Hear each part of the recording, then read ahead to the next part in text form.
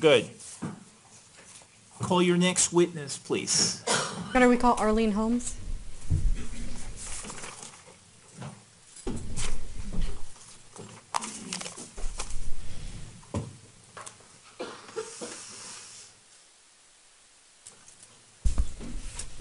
Good afternoon. Do you solemnly swear or affirm under penalty of law that the testimony you're about to give will be the truth, the whole truth, and nothing but the truth? Yes, I do. Please be seated. Could you please tell us your full name and spell your first, middle, and last names? My full name is Arlene Rosemary Holmes, ARLENE-ROSEMARYHOLMES. Ms. Higgs, you may proceed. Thank you, Your Honor. Good afternoon. Good afternoon. Is James Holmes your son? Yes, he is. Have you sat here every day for this trial? Every day except for 2. I had to go home to San Diego for 2 days. Every other day since April 27th, yes. Has that been something that's been difficult for you? It's very difficult and painful and tragic, yes, for everyone. Have you heard then the testimony of most of the experts that have talked about your son's serious mental illness? Yes, I have. Is that something that also has been hard for you to listen to? Yes, it is. Before July 20th of 2012, did you know that your son suffered from a serious mental illness? No, I didn't. Now, we'll talk about some of this, but you've had some concerns about your son as he's been growing up. Is that right? That is true. At the time in his life, the various times in his life that you had some concerns, did you ever think it was some sort of serious mental illness like schizophrenia? No, I did not. How can that be? He was the most responsible person I knew, my own son. He managed his finances, looked after himself completely, went to school every single day without complaint, did all his chores without being told. You tell him once what he needs to do and he did it. He never harmed anyone ever, until July 20th, 2012. As you sit here today, do you still love your son? I still love my son. Yes. Why? Because I understand he has a serious mental illness, that he didn't ask for that. Schizophrenia chose him. He didn't choose it. And I still love my son. I still do.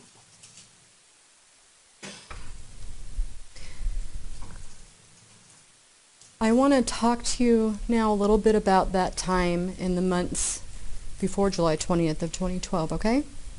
Okay. Now, I understand was it your main method of, what was your main method of communication with your son? Email. And I said James Holmes. What name do you call him by? I called him Jimmy until high school, and now I call him Jim. Why was email the main mode of communication that you had with your son, Jim? He never really liked talking on the telephone. He did once in a while, and sometimes we'd call him and leave a voicemail, and he'd respond by email. Was there a time that you had to actually practice with him about talking on the phone? I did. Can He you would- explain that to the jury? Yes, he was in middle school, and there were times when he had to communicate by phone. It was before the days when everybody just texted and tweeted and really didn't call each other. There were times when people actually called each other, and so we would have a dry run and practice using the telephone so that he would not get too stressed by having to use the phone. How old again was he then? Middle school. Cool. Okay. Yes. So when sort of email came about as a primary mode of communication, did he take to that? Yes. When he went away to college, is that how you communicated? Yes. And the same for while he was at graduate school here in Colorado? Yes. Email. Okay.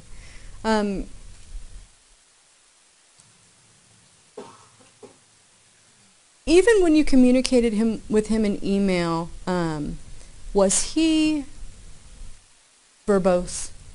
Did he speak a lot, even in the emails?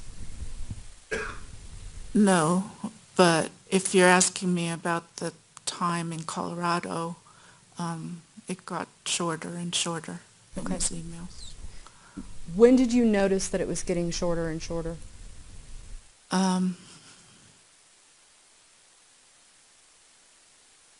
Probably May, June. Was that alarming to you or concerning to you in some way? I was concerned because when he called me on Mother's Day 2012, he said, I'm having trouble in school. I'm having trouble with presentations. And I kept doing what I thought was right, was to encourage him and to remind him that he did well in presentations back in high school era. And so I just kept telling him, just keep trying, but excuse me, I didn't realize that his loudest cry for help was his silence.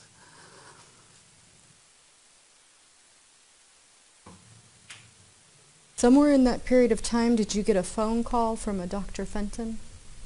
I got a phone call from Dr. Fenton on June 11th, 2012. And did she express to you some concern that she had about your son? Yes, she said that she saw him for social anxiety and that he had come to her for this problem.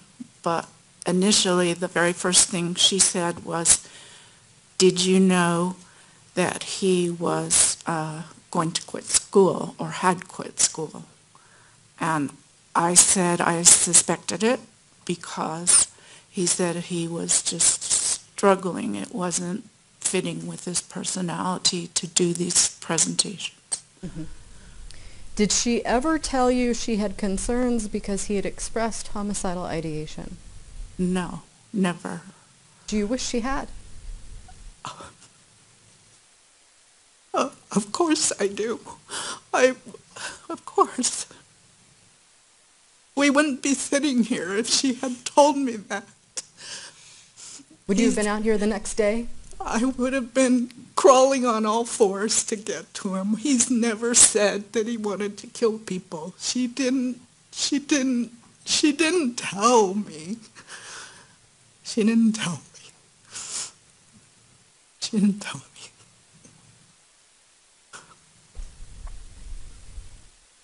She didn't say that she thought he might be psychotic. Your Honor, asked and answered. Sustained. Wait till the next question, please. Next question. Did she tell you he thought he might be psychotic? She did not. Did she tell you that, did she leave you with the impression that it was okay for you to tell your son that she had talked to you? I said, did he give you permission to call us? And she said, no, he doesn't want to worry you.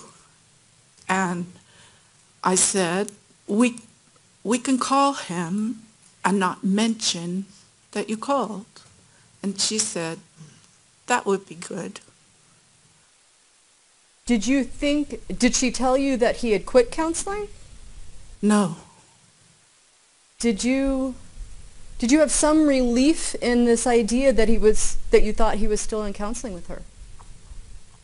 Yes, I was reassured by her phone call. She said he's coming for help, and that at the end of the month he wouldn't be a student anymore, so his student insurance didn't cover it. And I said, we work, we have money, we can pay for it. And she said that would be fine.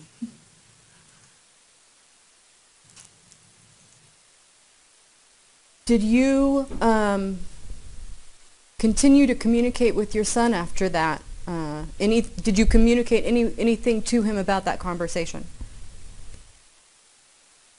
No, we called him as soon as my husband got home. Dr. Fenton called about 4 o'clock California time. And so my husband got home from work at 5, and we called him and left a voicemail, and he didn't call. So we emailed, and he said, it's true, I've quit school, it just wasn't a good fit. But we didn't tell him that we talked to Dr. Fenton. Did you ever communicate again with Dr. Fenton? I tried. She said, call me any time, and gave me her cell phone. And we called her, but she did not call back. Did you ask her to call you back? Yes. Okay. You left her a message? Yes, a voicemail. And you never heard from her again? Right. Do you recall when it was that you left that voicemail? Well, she first called June 18th, and then we went to Monterey on the weekend, so the following Monday would have been, she called June 11th to me. So we went to Monterey, so the following Monday would have been June 18th. So it was about June 20th, 2012. Okay. There has been a lot of talk by the prosecution about the continued emails that you and communication you had with your son in May, June, and July. Yes. And that he never communicated to you what he was doing at that point in time. I want to talk to you about sort of the nature of his communication with you historically. You do recall that he communicated initially with you it would have been the fall of 2011 about his girlfriend? Yes. And you had to actually ask him to let you know what her name was? Yes. Okay. And you also communicated with him throughout the year with regard to various sundry things, what you were doing, recommending a book, recommending a TV series, things like that. Is that about fair? Mm-hmm. Yes. Do you recall that he did communicate with you and your husband in February and March of 2012 about his breakup with his girlfriend? Yes. Okay. And he initially said that it's not been the best of times, but he also wrote back later to you and told you that they were kind of seeing each other again, but... Objection, Your Honor, leading. Sustained. Do you recall that email? Yes, and I don't know if it was in the email or on the phone, he said it's a little confusing because usually when I break up, it's for good. And so I don't, this was I, meaning James, I don't know what to make of it. That's not verbatim. Right. Did he also let you know that it was a courteous breakup? He used the word courteous, yes. And he let you know that one of the things that he did he let you know one of the things that he did in response to that was kind of do his usual complete disassociation? Objection, leading. Sustained. Did he let you know that he did his usual complete disassociation or not? He said that's usual for him, so this was different with Gargi to want to continue. Okay. Historically in his life, did he withdraw to himself when he was stressed or when he was sad? Yes. Did you see that with him even as a young boy? Yes. Now you said that the emails over this year continue to get shorter and shorter. I'd like to talk to you a little bit about a phone call that you had with them on July 4th. Okay. And that was 2012. Okay. Can you tell the jury about that phone call? My husband and I both talked to him. We were on each phone to talk to Jim, and we wanted to know how things were going since he wasn't in school anymore, and if he would be all right financially, and that we had sent some money to make sure he was all right financially. We knew that he has his whole life been frugal and saved and thought before every purchase, and he'd send us his budget for the school year in advance of the school year, right down to pennies. And so we wanted to know, if not having his grant anymore, if he would be okay for money, and asked what he was doing during the day, if he was, we encouraged him to apply for a job at the school since he lived right across the street from the school. It couldn't be part of his graduate program anymore, but maybe there was a job at the school. What was your biggest concern at that point in time for him? That he was that he was not sitting alone playing video games. Were you concerned that he might be depressed? I was concerned, yes. If you've lost your girlfriend and your job and your plan as far as grad school, yes. Were you in any way ever concerned that he would act violently? Never. I was totally shocked that he used a gun. We never had guns in the house. We never were hunters or target shooters. When I heard, I thought, how does he even know how to use a gun? In that phone call, did he ask you questions about your daughter, Chris? A lot. Okay. Did he usually ask about Chris when you spoke to him on the phone? He had just talked to me on Mother's Day, and he asked about Chris then, and he asked if he could speak to her because she was with us when he called.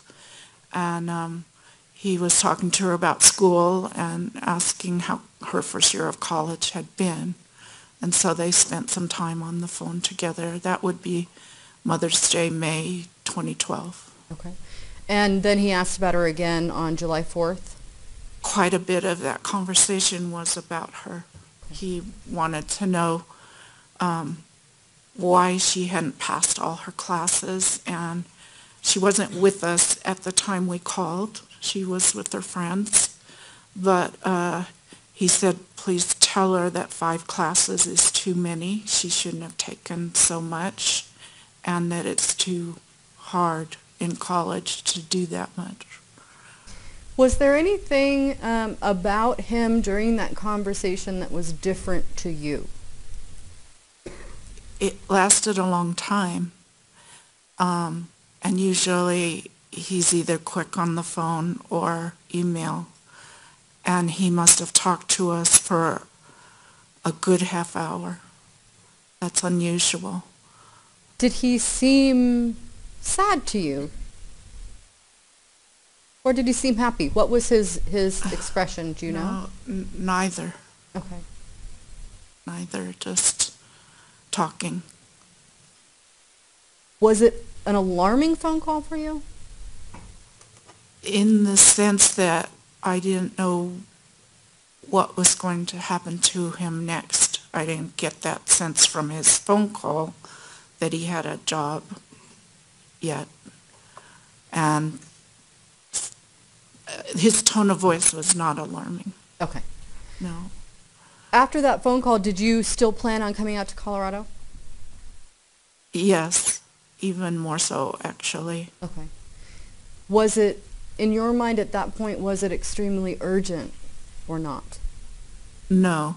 You mean because of that phone call? Mm-hmm. We didn't talk about anything that would have made it urgent. I want to back up a little bit. He had told you a couple times throughout the school year that maybe this program wouldn't be a good fit, that he was struggling with his presentations. Yes. And I know you talked just a moment ago about trying to be encouraging. Did you also let him know that you would support him no matter what he would do? Yes. In fact, many times through his adolescence, I tried to check in and say, are you sure you still want neuroscience? Because he decided at 14 and never changed his mind. And I said, think it over. People explore options, and whatever you choose should be okay. Did you ever put any sort of pressure on him that he had to go get some sort of degree, a master's or a PhD? I did not. Did you always let both your children know that no matter what they did, you would be there for them? I did.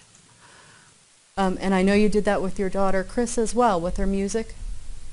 I did, yes. I was worried about that choice because it's not so easy to get a job if you choose to be a musician.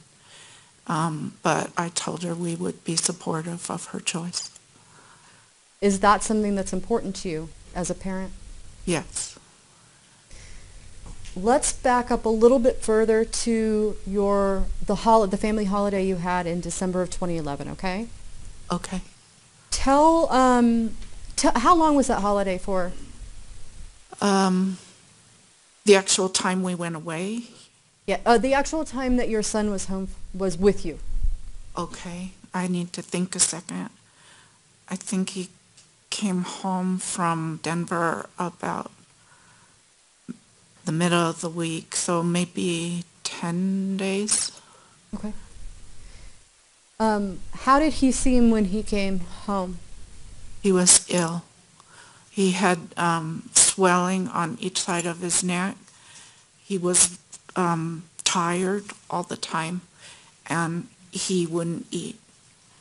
And I asked him, well, he was not feeling well. Would he kind of sit at the table and stare at his food? Yeah, he wanted to get up and lie down, and ever since he was born, he's been a chow hound, so I was worried if he didn't eat. Okay. Eventually, at some point during that vacation, did you and your husband make sure he saw a doctor? Yes, my husband went with him to Kaiser. Okay. Now, despite the fact that he came home and seemed very ill, did you all still do a trip to Arizona?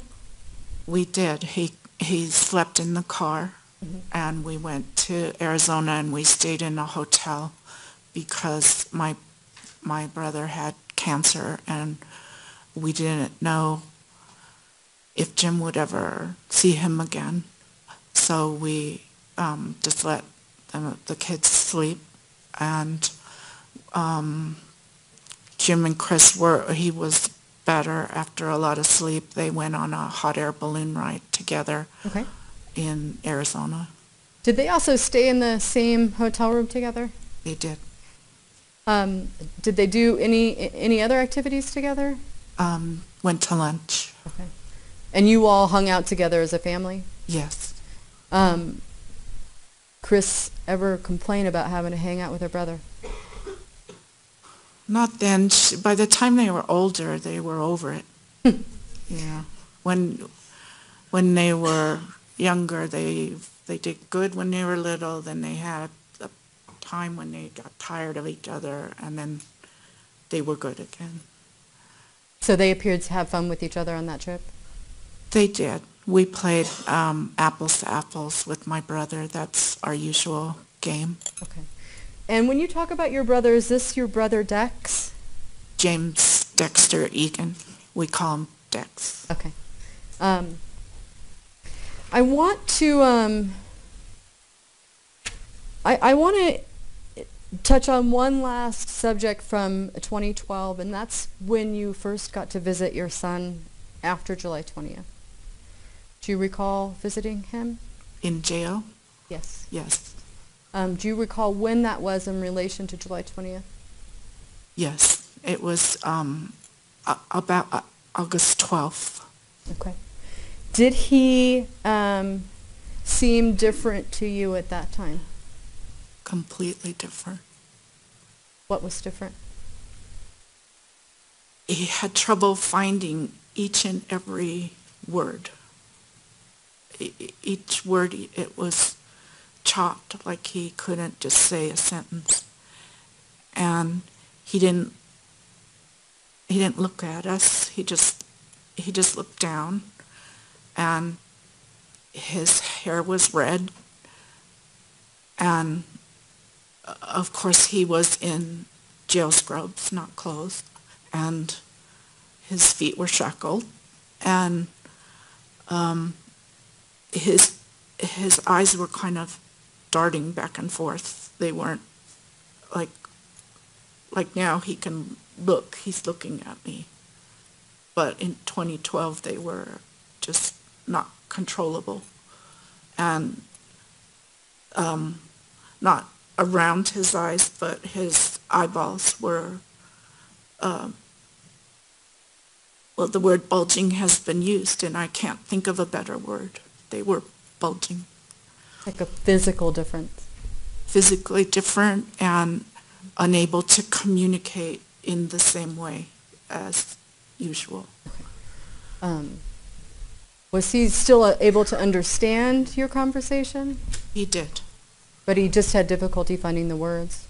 Yes, he wasn't talking gibberish, but it took forever to get each word out and put it into a sentence.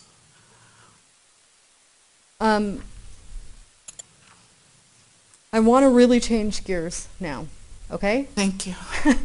I want to talk about a little bit about your background and where you grew up. Okay. Where did you grow up? In Los Angeles, California. Okay. Is that where you were born? Yes, 1954. I'm 61. What do you are you working now still? I am working. My employer has placed me on hold until I come home. What is your profession? I'm a nurse, and my current position is a case manager and discharge planner. How long have you been a nurse? I got my RN in 1974, but I haven't worked that entire time as a nurse. I took time off to be with the kids and do other things. I got a bachelor's in English. Where did you get your bachelor's from? UC Berkeley. Is that where you met your husband? Yes, I did. Okay. What appeals to you about your job as a nurse? I mostly work with the elderly, and a discharge planner, the main thing is to give people a safe discharge so they're not going out into the community and going to an unsafe situation, home alone or out on the street or without equipment. So I find that very satisfying to set that up for them. Would you say you had much mental health training as a nurse? minuscule. I graduated in 1974, and I trained at a VA, and it would be maybe 1 to 2, definitely 1, but maybe 2 days a week in the psych hospital at the VA. And back then, people mostly were very medicated and sat in the day room staring at the TV. And that's 1974. Do you wish you had had a lot more training as a nurse in mental illness? I do. Sustained. You said you met your husband, you call him Bob, right? He goes by Bob? Bob. At UC Berkeley. Do you remember when that was? What year? Yeah. I went there 1980, and I met him in 1980 in a tennis class. My tennis ball was stuck in the chain link fence, and he helped me grab it. How soon after you met did you all get married? 1985, August 10th. So we'll be married 30 years in August. How soon after, did you immediately know that you wanted to have children? With Bob? Yeah. When you guys got married, did you decide? Oh, when I was married, yes. Yes. Not from birth, not at birth, right? With your husband, how soon was it after you got married that you had your first child? 2 years. We got married in 85, and Jim was born in 87. Okay. I want to talk a little bit about how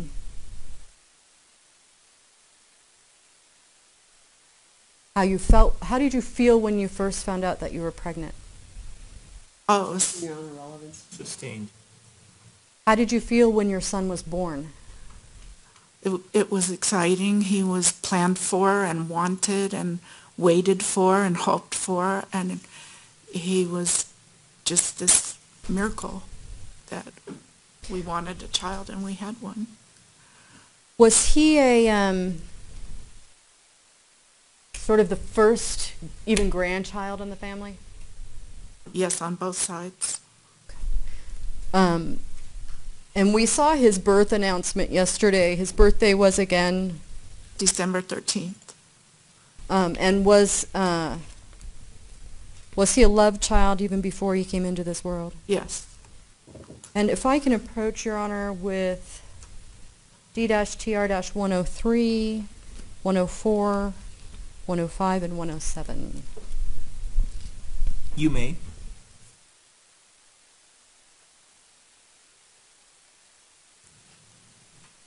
Your Honor, I have no objection to these photographs. All right, thank you. Without objection, then D-TR-103, 104, 105, and 107 are admitted and may be published. Would you, and if we can get 103, which is 979, would you say that, is this a picture of Jimmy?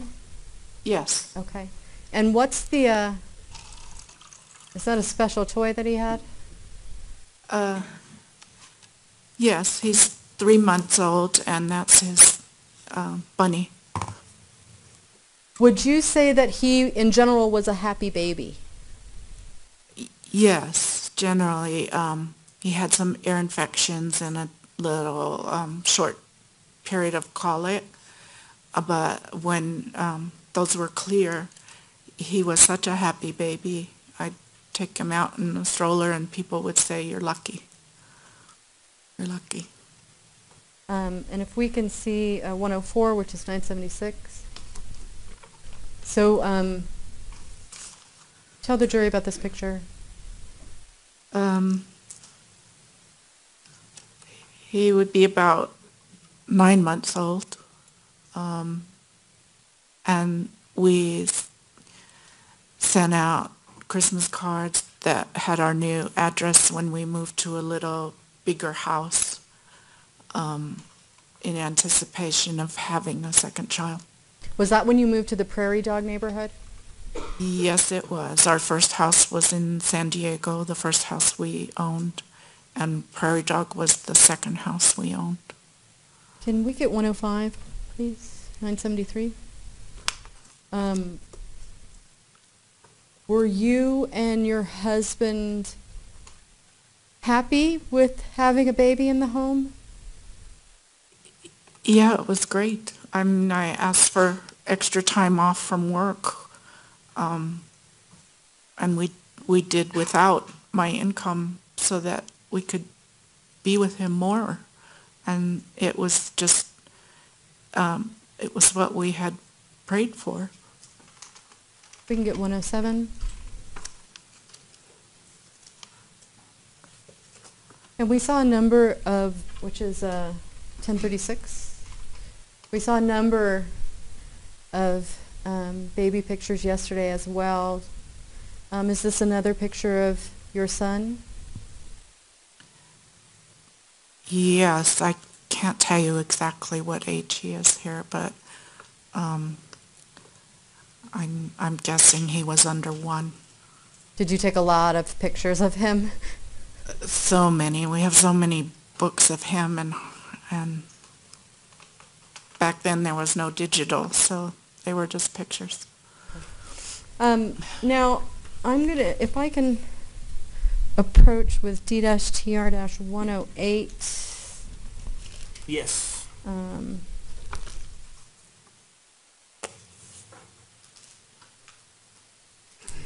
have no objection to this exhibit. All right, without objection, D-TR-108 is admitted and may be published. Thank you. Do you recognize what that is, Mrs. Holmes? Yes, it is. It's some people would call it a baby book or a baby calendar. It's just each day for the first year of his life, each of his milestones. Did you write in that calendar every single day that year? Every day. What kinds of things did you note in there?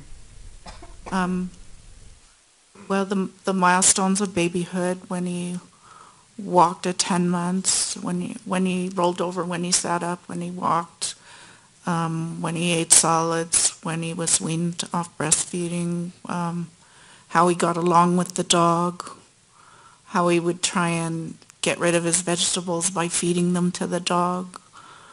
It's just the things mothers write about babies. Did you note in there where, like, your mother would come to visit or your brother would come to visit? Yes. Would you say that people in the family were pretty excited about having this child? Yes, my mom especially. She was just thrilled to be a grandma. Okay. Yes. And if I can approach with D-TR-381. Yes. Sorry. And this is a disc that you've had the opportunity to look at, is that right? Yes. And you see that by your initials and date on there? Yes. Your Honor, we would move for admission of D-TR-381. No objection. All right, without objection, it is admitted and it may be published.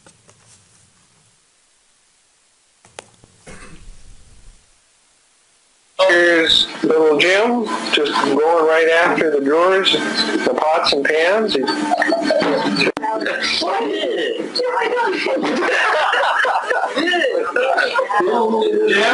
applaud yourself. When you're talking, try not to look cool. You're a good boy. Yeah. Well, he's gonna go see Dad. Gotta go throw up on Dad's knee. All right. Okay. Hey, that's right. Yeah, you're doing good. Good boy. Darling, oh, that was a good boy. Breaking it in, I know that. He looks like he's enjoying it. Mom's just young little Jimmy. Finally running down and getting tired. He's still on her lap, listening to the melody music. The record should reflect that the defense just finished publishing D-TR-381. Can you tell the jury who some of those people that they heard and saw in that video were? My brother Dex, You heard him talking? Yes, my mom and dad and Bob and I and Jimmy, and that's all the ones that I remember their voices. Okay. Where was that? At my brother's home. Okay. Could you kind of tell that he's this firstborn child in the family? Yes, if everyone is applauding him opening a cupboard door, yeah. All right. What kinds of things did you really like to do with your son when he was young? A baby or just in general? Sort of in those younger years, 1 through 3 sort of time frame. There was a nice park near us, Twin Trails Park, and we'd take him to the swings and take him out in his stroller in the neighborhood. And as he got a little older, maybe 4 years old, we played soccer with him. He started playing soccer right away and took to that right away. Did you like to read to him? Yes, yeah, a lot, every day. What were his favorite books?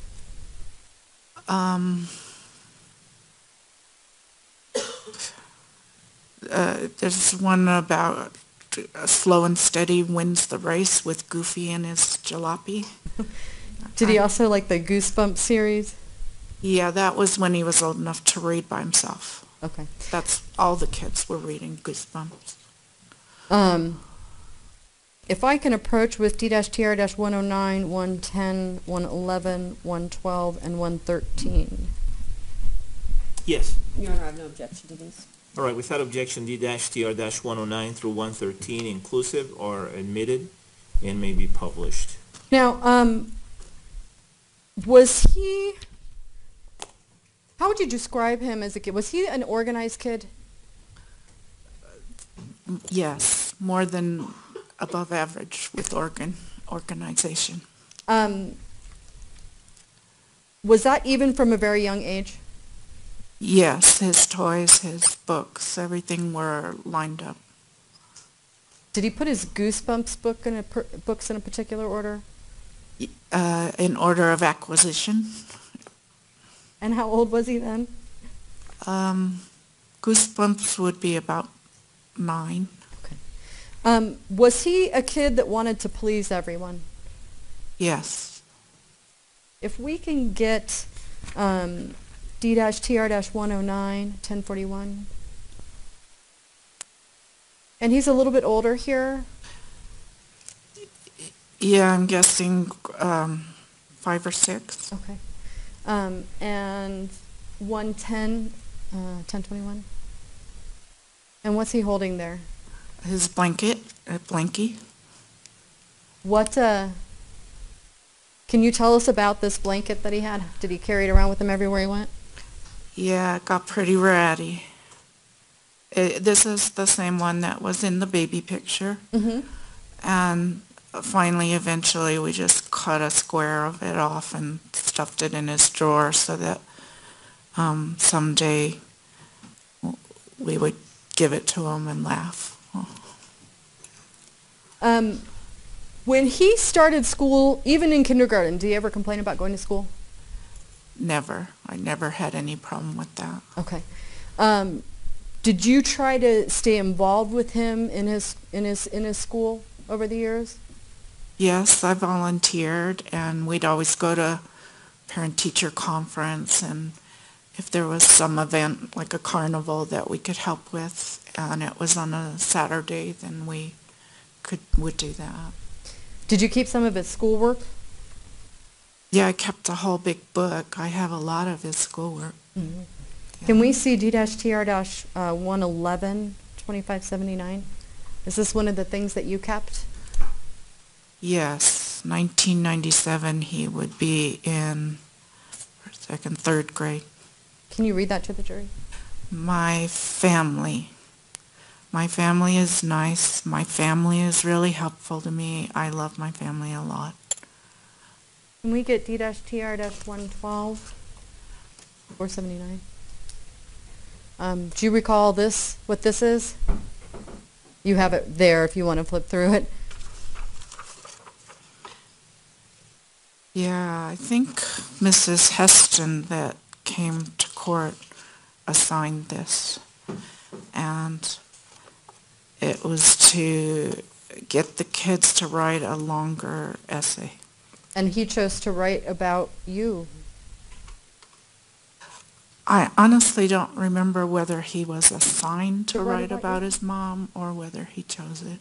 Did he interview you for this? He did. It's hard for us to see, but on that front page, is this entitled About Arlene? Yes. Okay. And can we get D-TR-113? Now this was, that's 483, yeah. This is another project you did with him, how to make a pizza? Yes. This was Mr. Carr's class. Okay. Mr. And- Carr that came here. Is that something that you helped him with? Yeah, it was something he needed some help with, even in 5th grade, to get it in the oven, and then we took it over to school and served it to all the kids. And the assignment was, you need to do a how-to. And if I can approach with D-TR-394. I have no objection. All right, without objection, that's D-TR-394 is admitted and may be published.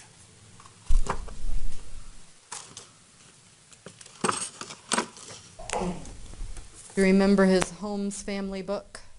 Yeah, Or Bach, as you... Bach, yeah, he wrote 1995. Yeah, Can you read through this to the jury? It's very short. it is short. I'm Jimmy Holmes, and I don't know what that says. He's still learning to write in 1995. He was 7 and 8 years old. So I don't know that word. My mom and sister are San Diego on, I don't know that word either. He's pretty young. He's describing the pictures that are in the book. This is my backyard. I think that's backyard. It's spelled B-C-U-E-D. I like my What are the- T-E-R-B-O-L. I don't know. What are the photos of? His little car. He has one of those little Tykes cars. And then it's his dogs. My dogs are Zuby and Wimby. We had a Labrador and a Sheltie. And this is my sister. I like to give her a hug. I like to ride in this car. So it's his little Tykes car again. This is my sister in the car. This is where we like to eat. It's the dining room. This is my TV in the family room, and it's my room something. And then this is our house in Salinas. So it's right when he first moved to Salinas. Okay. I want to talk to you a little bit about some of those moves that you made. The jury has heard a lot of people testify about the Oak Hills neighborhood. Yes. We heard from Sandy Becker from the Prairie Dog neighborhood. So I'd like to kind of just run through that timeline, not too quickly, but not too lengthy, from your perspective, okay? Okay. With regard to the Prairie Dog neighborhood, can you describe that neighborhood from your perspective for the jury? Very extroverted, very busy, lots and lots of kids. I couldn't even tell you how many. Everybody had kids. And so there was always things going on in the street and lots of things to play with and barbecues. And if you needed help, there was someone to go to. Okay. And was that a neighborhood that you and Bob were involved in with the neighbors and the kids and? Mm-hmm. Yes. Okay. You couldn't not be involved. Okay. Did you enjoy that type of neighborhood? Did you think it was good for your kid? Yes. Okay. And was Chrissy born when you moved there? Not when we moved there. She was born in 1992. while you lived there? Well, we lived there. And if I can approach with D-TR-119. And I have Yes. no objection, Your Honor. All right, without objection, D-TR-119 is admitted and may be published. And if we can publish 119, 235, and 236 all together, those were introduced previously through Sandy Becker, and that would be 3271. I mean, 3274.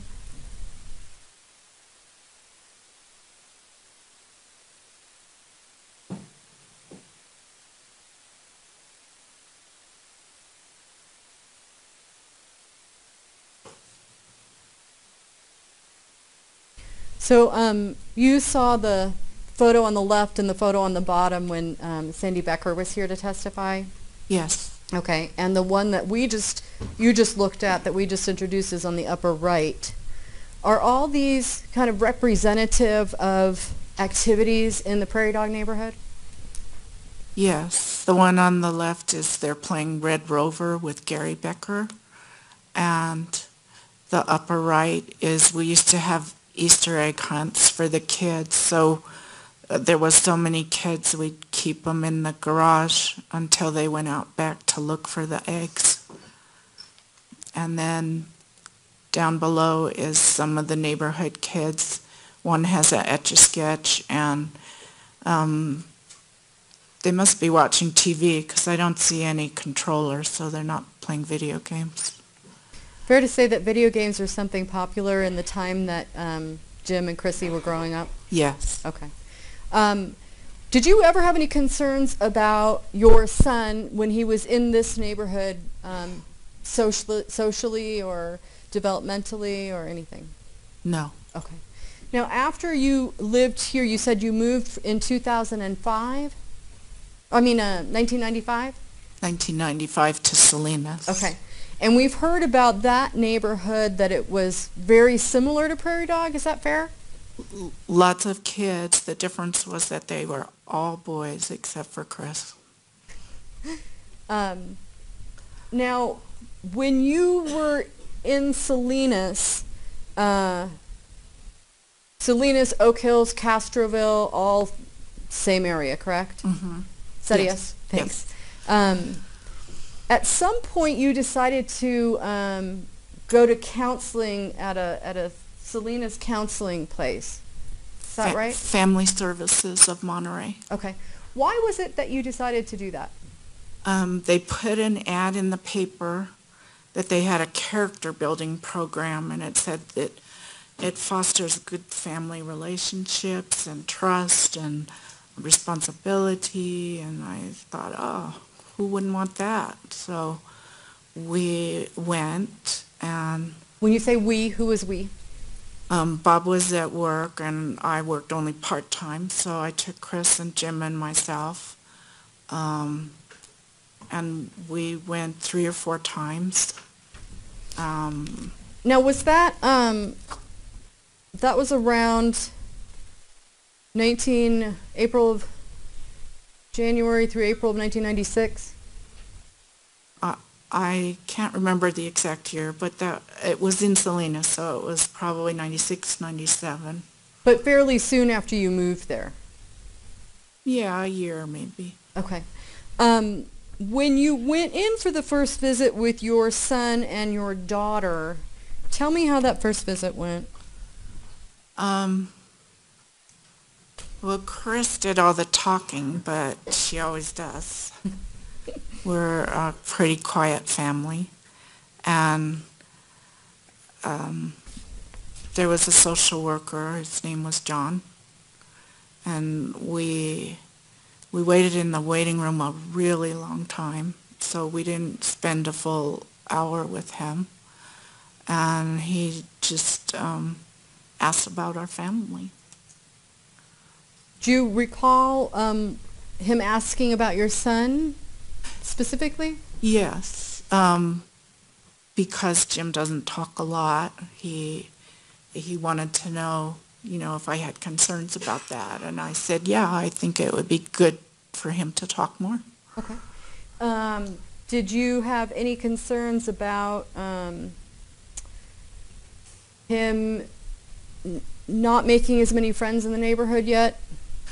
Well, we came from a neighborhood that there was just a kid everywhere you turned, and it wasn't quite as many kids, and it would be impossible to have as many kids as there was on that street.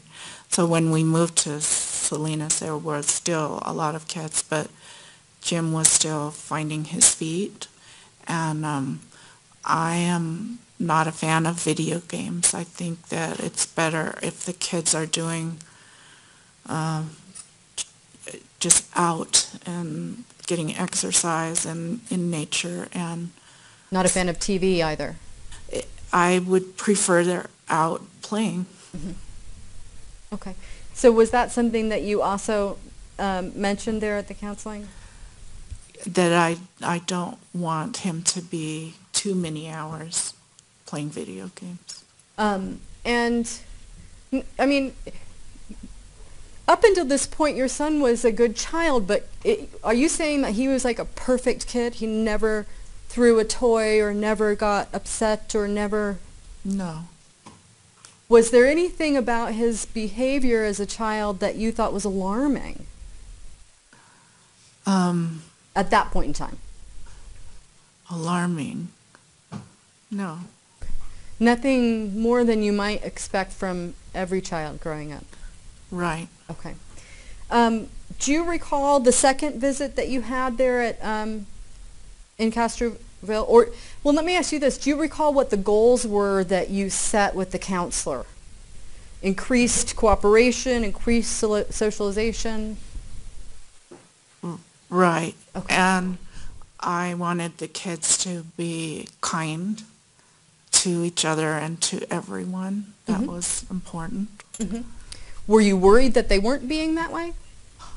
I was worried in today's world that outside influences might not be good, and it was an important thing to me. Okay. And this was advertised as character building. Okay. So it wasn't that you saw something specific with your children, rather you saw this opportunity in the advertisement? Yes. Okay. When you went back on the second visit, the counselor told you that there was improvement already. And that was like 3 weeks later, is that right? Do you recall that? He'd always say, "Oh, just come back in 3 weeks." Kind of cavalier voice. And so we did. We came back in 3 weeks. And we're talking like 1996, so I can't recall Every moment? what exactly he said, but I know he did ask for the kids to draw pictures Okay. of their home. I don't remember what they look like. He didn't give them to us. He kept them. Do you recall your son being more talkative already in that visit with him? Yeah, I think he was a little less worried about what are we doing here with this strange man. Yeah. And then the third visit was, what, again 3 weeks later? 3 weeks. Okay. And at that point in time, did you feel that your husband came with you at that point, right? He came once. I don't know which visit. Okay. Did the counselor talk to you and your husband about some techniques with parenting? He did. Okay. And by that third visit, did you all agree that the goals had been met and you didn't feel the need to come back anymore? I don't know if the goals are ever met. Okay. Fair. Can you explain to the jury a little bit more what you mean by that? Well, people say to me that when your kid turns 18, you're done. And it's not true. We're not done. We're never done, and that's why we're sitting here. We're not done. When you had your son, was it your plan to love him for his whole life, Yes. regardless? Yes. Regardless. Regardless. When you decided not to continue any more counseling there after 3 visits, Yes. why was that? I just didn't see that anything was to be had from going there. It was 20 miles away. It was pouring rain every time. It was expensive. And I thought we'd be better off just being at home gardening. You didn't get that much when you went there? No. Okay. You said they made you wait for a long time before your first visit. Did they do that the second and third visits as well? Every time. And I spoke up and I said, well, we're paying out of pocket. It's for an hour. We should sit with you for an hour. But he said I have to go on to the next person. That time in Castroville, you said your son, when you initially moved there, was trying to get his feet underneath him. How did he progress with the kids in the neighborhood and with school while he was in Castroville? Oh, good. He was part of a group of kids that played a lot together, and they rode bikes. They dug bike jumps because it was rural. They had fights in the strawberry fields with strawberries. They had a tree house. They had a fort. They played tag at night with flashlights in the backyard. They got along well. Did you see that he found his footing? Yes. Okay. We've heard a lot about this group of boys in the neighborhood. We've heard from Joe Barrett, one of those boys, and from a lot of family members that lived in that neighborhood. I just want to show you a couple pictures. I don't want to review every photo. If I can approach with D-TR-126, 127, and 129. Yes. Your Honor, I don't have any objection to these photographs. All right, thank you. Without objection from the people, D-TR-126, 127, and 129 are admitted and may be published. If we can have, actually, can we start with D-TR-255 that was previously admitted, which is 985? We just saw this a little bit earlier today. Do you recall what this is? This is their book sale. They took the books they'd already read, and it's like having a lemonade stand. Okay. You see your daughter in this photo? Yes, she's hugging Jimmy from behind. Is that fairly representative of their relationship during that period of time? Most of the time, there was like 14 boys there, and she wanted to play with them, and sometimes they'd just be like, get her out of here. Sometimes. Right. And the 2 other boys there, are those neighbors from the neighborhood? Yes. Okay. Good Brothers. Friends of Jimmy's? Yes. Okay. And if we can get 126, which is 1073, and this is one of those boys as well, right? Yes, they were brothers, Chris and David Chun, and they took, after we'd known them a couple years, they took Jimmy on a camping trip to the beach with them. Okay. And 127, which is 982? Yeah. Same camping trip they went on? Yeah, Lime Kiln. It's a kind of, you can see it's a more unspoiled beach because the sand's nice and clean and all, and they went camping. Okay. And if we can get a previously admitted exhibit D-TR-129, which is 989. So is this pretty, what is this, what's happening in this picture?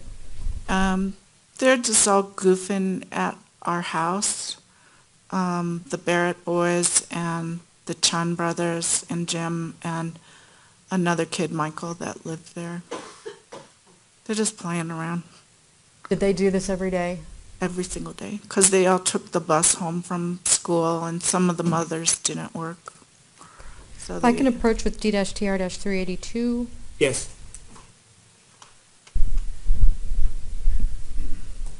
And you've watched this disc as well?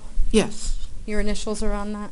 That's my initials. We do move for admission of D-TR-382. And this is just a short clip of some of his friends in that neighborhood. Is that right? Do you remember? It says friends on it, so I'm Roll with assuming. that? Okay. Can we please play that Oh, hold on, 2578? I haven't ruled on it yet. Oh, I'm sorry. That's okay. Without objection, D-TR-382 is admitted and may be published now. Go ahead. Thank you.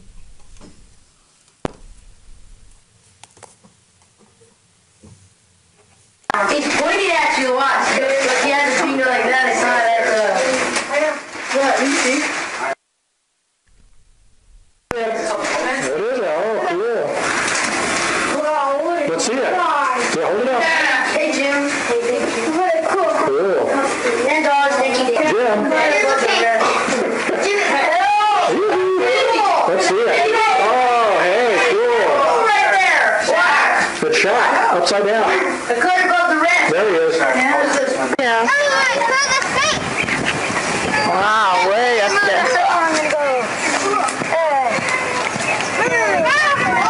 For me. Dog, give it to me. Give it to me. Yes, yeah. Oh, leave it. Okay, Michael. There they are.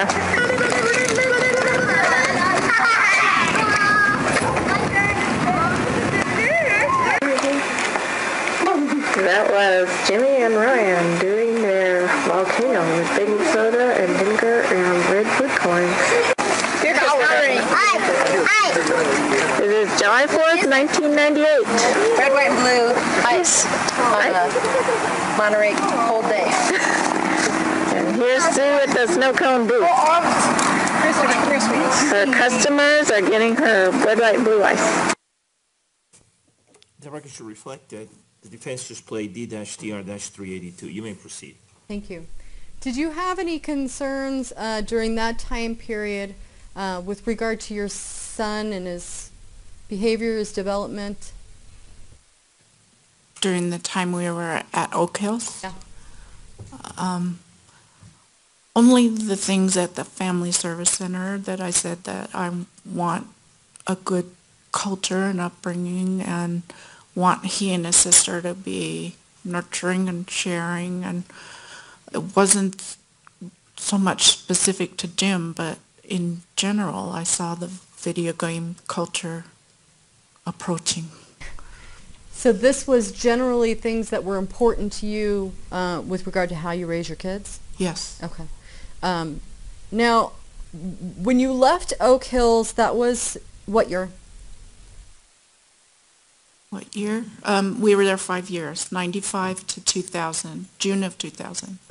And that would have been your son's 6th grade year? Yes. Now, how old would he have been in 6th grade?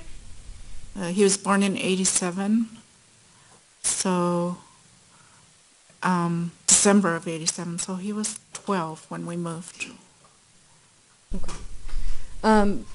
During that year of 6th grade, did you notice something change in your son? Yes. Can you kind of describe that for the jury? He would stay inside more. He was, some people call it living on a blue note sort of a thing, where you're just not so exuberantly joyful. He was subdued. Was this a change that occurred one day or kind of over the course of that year? Gradually. Okay. Did it start before you moved to San Diego? Yes, it really coincided with puberty. Okay. If I can approach with D-TR-133. Yes. And we do move for its introduction. Without objection, D-TR-133 is admitted and may be published. Thank you. If we could publish that.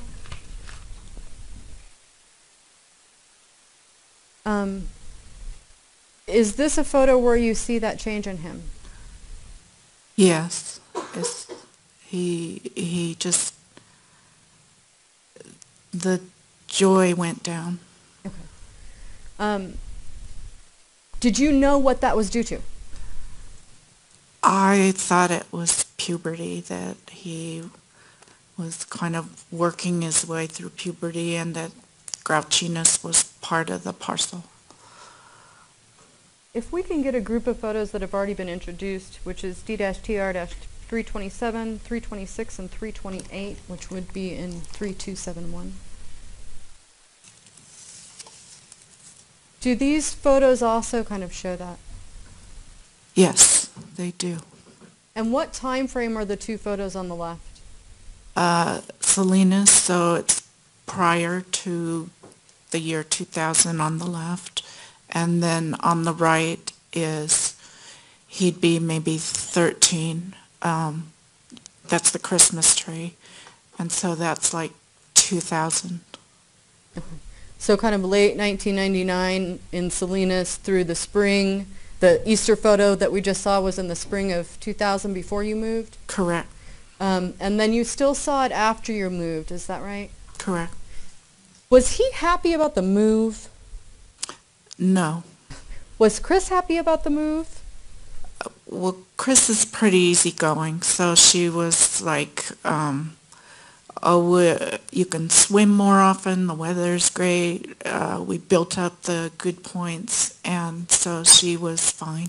Was she sad when she left her best friend, the Bidwell son? Yes, and she had another good friend, Holly Price's daughter, Savannah, that she was very sad about leaving the kids. Okay. Yes. Let me ask you this, did you ever attribute part of it as a possibility that part of James's loss of joy could have also been part of your move? Was that a concern for you? Yes, a big concern. Okay.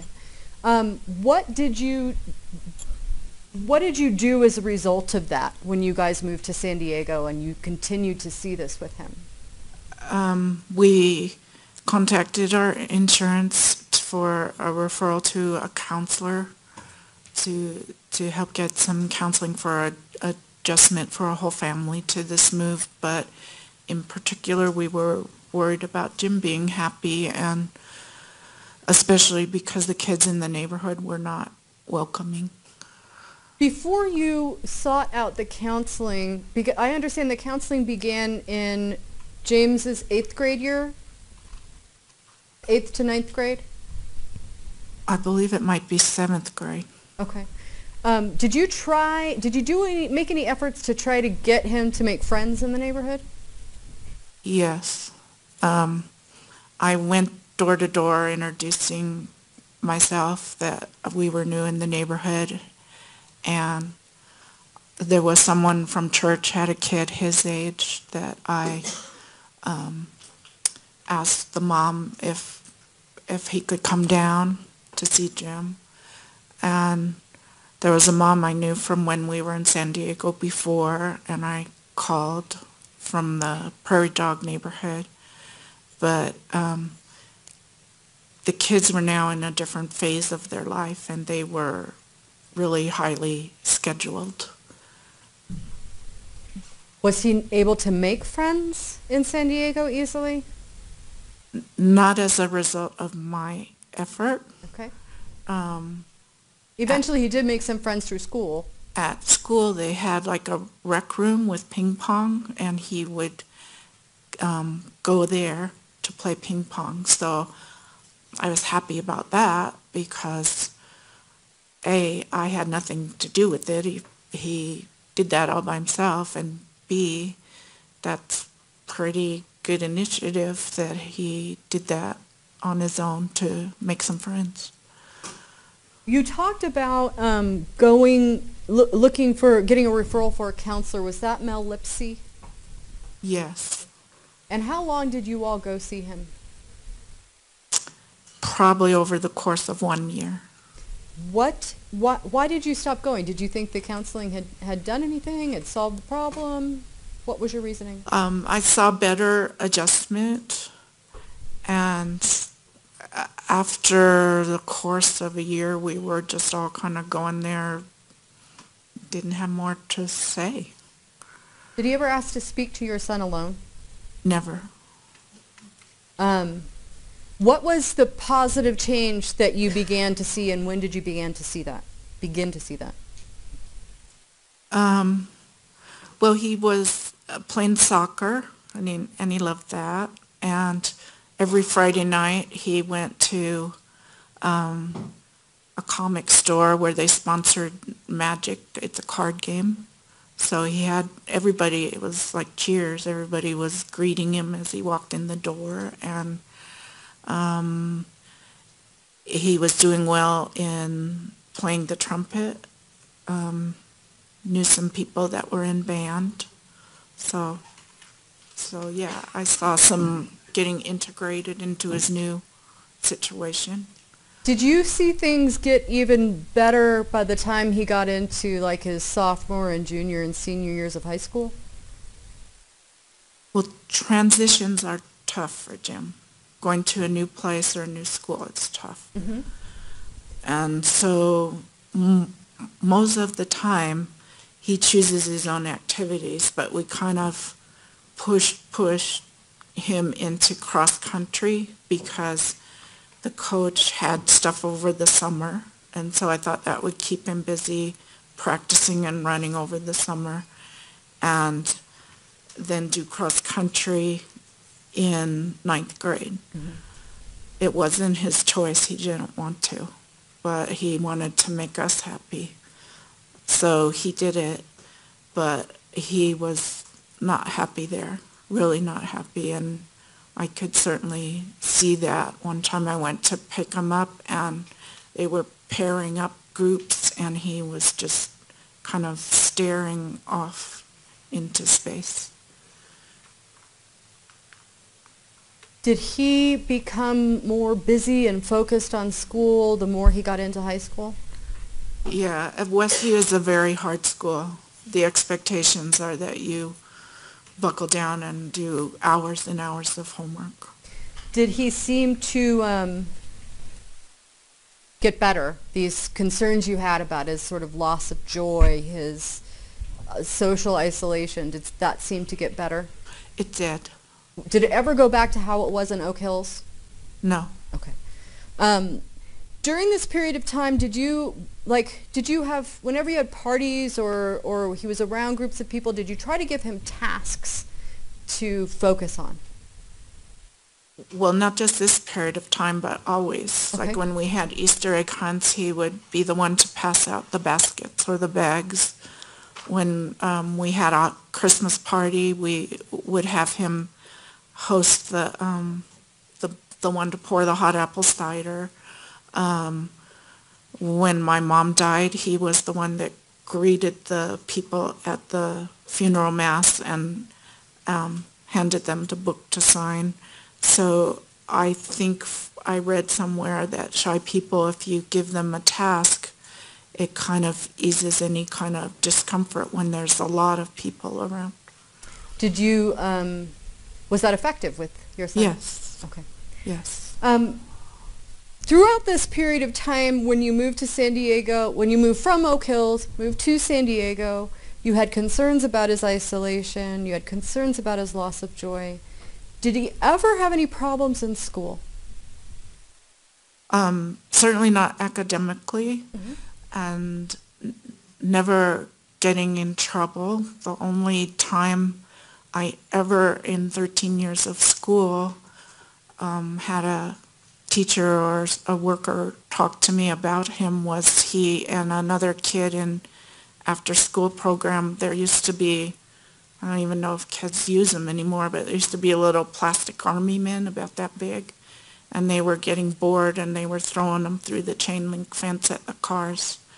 And so the teacher told me, that he was in trouble. And he said, well, why is that bad? And I said, well, the drivers get distracted. So he said, okay, I won't do that again. And in 13 years, that's the only time anybody from any school ever talked to me about Jim.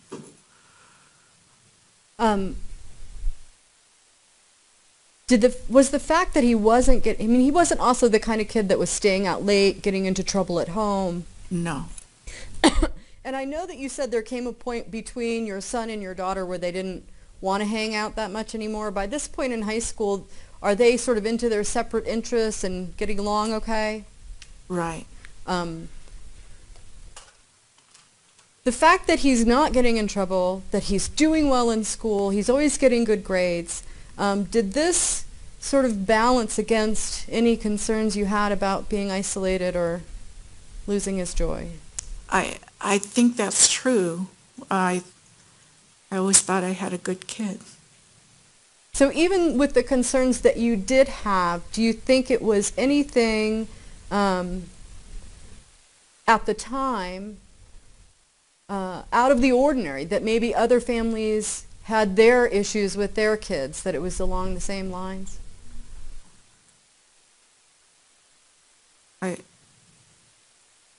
I wouldn't say it was out of the ordinary. I just would say I felt guilty that he wasn't happier.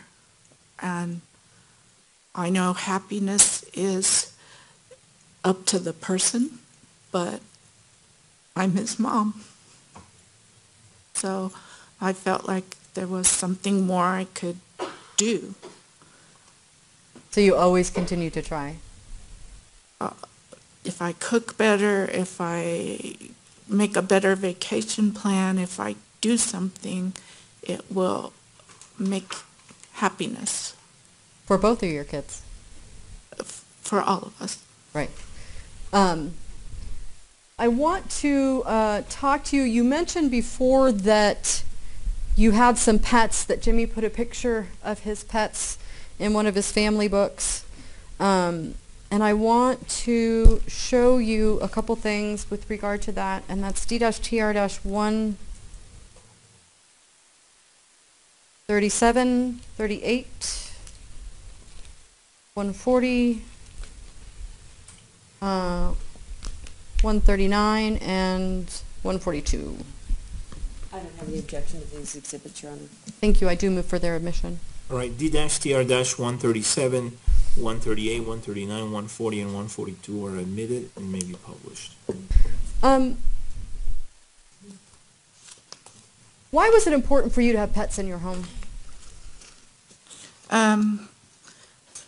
Well, they're fun to have around. They do bring happiness, and I think there's something to the studies that show that they keep people calmer. And it's good for teaching responsibility to look after pets. Kids need to have that.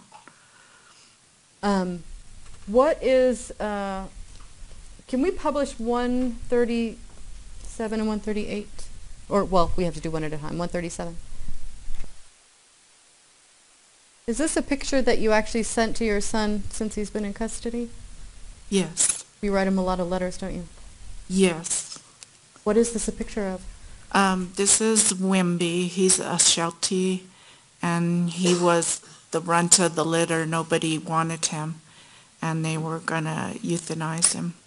So we took him, and he was actually a difficult dog because he had a lot of health problems, and being a Sheltie, he's a herder, and he barks a lot, and then the neighbors get mad, but we did the best we could with him. And if we can have the next one. This is Exuberant.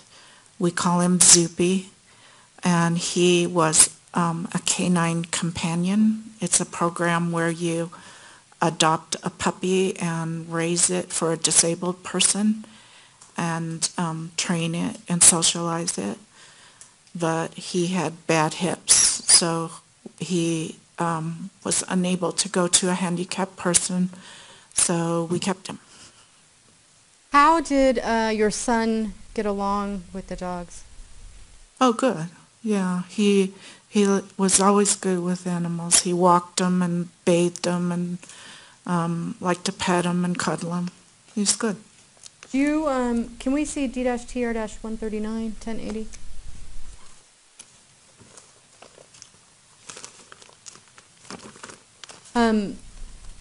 And this is both of those dogs again, but together in the same photo? Yes, Zuby and Wimby? yes. Do you recognize this from your son's, from, if you open up D-TR-142, which is the book, the journal? Oh, the journal. Okay.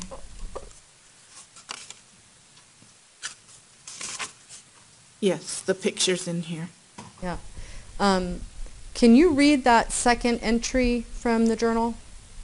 This is from 12/18/98. Today my dog died. His name was Zuby. He was born 1986. Zuby died at the age of 12. He died of old age. He has white fur. He used to chase tennis balls. He was a retriever. Zuby was a good dog. Zuby and my other dog, Wimpy, were best friends. They knew each other for 9 years. I like Zuby, and I think he was a great dog and retriever. Zuby and Wimpy Zuby and Wimpy are both wonderful dogs to me. This is a picture of them together. Do you recall when Zuby died? In Salinas, he had bad hips to begin with. That's why we got him. So we had to, these big dogs, it gets worse. And when he was about 13, we had to euthanize him. Do you recall ever talking to your son at length about that? We didn't talk about euthanizing. We just told both the kids that he was getting old and couldn't walk anymore and couldn't eat anymore and couldn't do anything anymore, and to say goodbye to him because he was going to die probably the next day. And they were so young, and they didn't say, "How do you know it's tomorrow?" We didn't tell them we euthanized. Was your son sad when that happened? Yes. Is it something that he talked to you about, his sadness? The neighbor came down, Sue. She was in that picture that making snow cones. Mm-hmm. She came down and gave the kids a card and some flowers to put on his grave, and they talked to her. Let me ask you this. Historically in your family, is the culture of your family to talk much about emotion? No, we don't talk much in general. We're all introverted. Chris is the chattiest. Okay. But emotions, not very much. When we get together, we're more doing things, like we'll get together and hike, or we'll get together and kayak, but to just sit and talk, that probably isn't my family culture. Okay. Is it part of your family culture to kind of be more stoic? Is that a word that you would use? Yes, definitely. How else would you describe that family culture? Well, it goes back one more generation that I was taught to be stoic, don't complain, be grateful, help other people, don't be weak, be responsible, be strong, and that was the same I handed down. Do you think that had an impact on how communicative you guys were as a family with regard to some of the difficult things? Yes. For example, we've heard some testimony from your daughter about your husband's sister, Aunt Betty. Yes. And that you all didn't really know about or talk about her mental illness. We didn't, partly because we would see her at holidays, and if you're all having a good time with your Thanksgiving turkey, you don't really start talking about mental illness. Right. But was it also a little bit more than that it just wasn't something talked about in your family? Right. We did not. At one point I knew she was very anxious and that impaired her from working. And I asked Bob's mom point blank, what is wrong with her? Because if something happens to you, I need to help look after her. And Bob's mom said, I don't know, but she knew. When you say that Bob's mom wouldn't talk about it, you heard your husband talk yesterday about it wasn't really the culture of their family to talk about these things. Was it the same with the Egan family, your family, growing up? The same culture. Be grateful. Don't be a complainer. Be strong. You're here on this earth to help weaker people, so you need to be strong. Okay. So if you're sick, don't complain about it. Don't complain about anything. Just get better.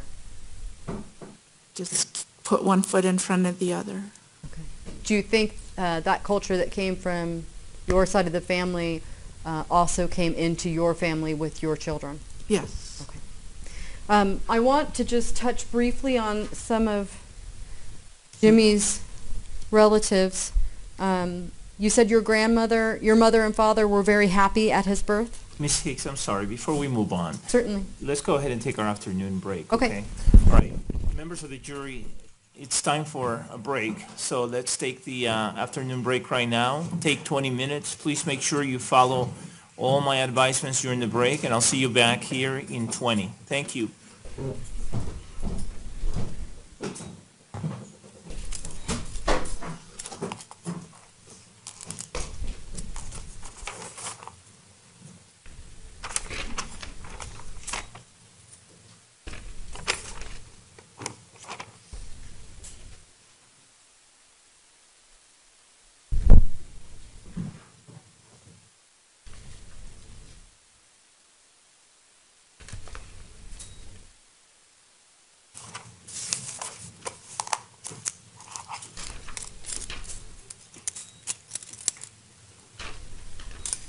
The record should reflect that the jury has exited the courtroom. Let's take our break, and I'll see everyone back here in 20 minutes, all right? The court will be in recess.